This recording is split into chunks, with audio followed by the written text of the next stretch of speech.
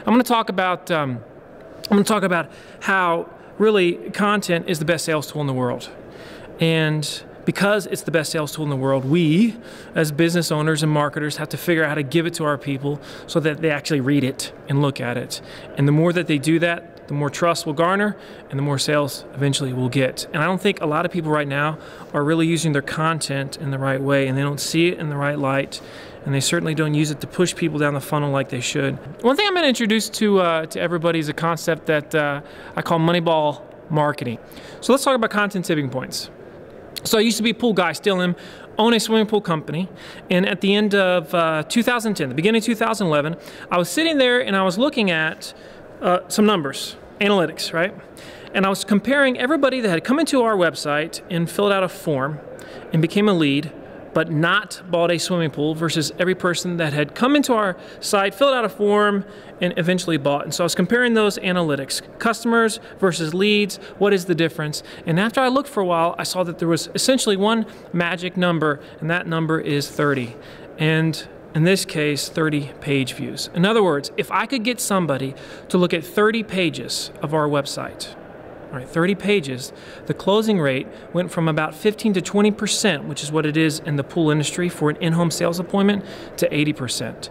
So once I knew this magic number, like, okay, 30 pages is what I need to do in order to reach success, I built my whole marketing campaign around it.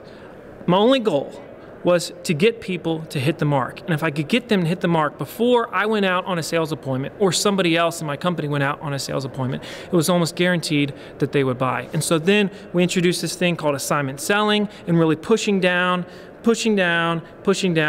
our prospects down that funnel through the content. And we made sure that everybody hit that mark first. And so that's the principle of tipping points. It's low-hanging fruit in the sense that every company in the world has a tipping point. I don't care what you sell. I don't care if it's a service. I don't care if it's a product. It doesn't matter. I don't care if you're B2B. I don't care if you're B2C. You have a tip. I teach this stuff, and every time somebody will come back to me and say, Marcus, you're right, there's a tip for us. One guy is a good example. He does vehicle wraps, right? That's what he does. He sells vehicle wraps.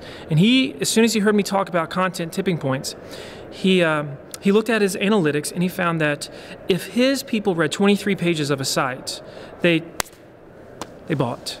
He just had to get them to 23. And so then he formed his whole marketing campaign around that number of 23. Most people don't even understand this.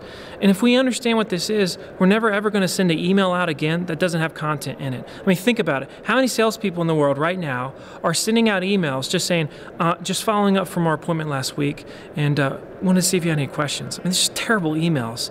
And we do it all the time. So we look at emails as as our list emails, but there's a ton of personal emails going on that we're not leveraging in terms of helping our prospects and our clients reach these tipping points. And we've got to think like that. There has to be a culture within sales organizations. And the problem is, oftentimes salespeople are separated from the marketing department. That's bad, right? So the salespeople have to understand there's a tip for our product, and me as a salesperson, I'm working with this particular client or prospect. I need to help them get to that magic number. What can I do in my communication with them? How can I feed them content, push them down that funnel, and ultimately make the sale? So that's what I'm going to be talking about, and I'm excited about it. It's awesome, and hopefully your company is going to figure out what its tip is, and if you do, you're going to be really, really successful and integrate into all your marketing practices. He changed from somebody that's always thinking about marketing to somebody that is trying to think like his customer. And the moment we start to think like customers and embrace that mentality, we're going to be really, really successful. Content, and I'm telling you,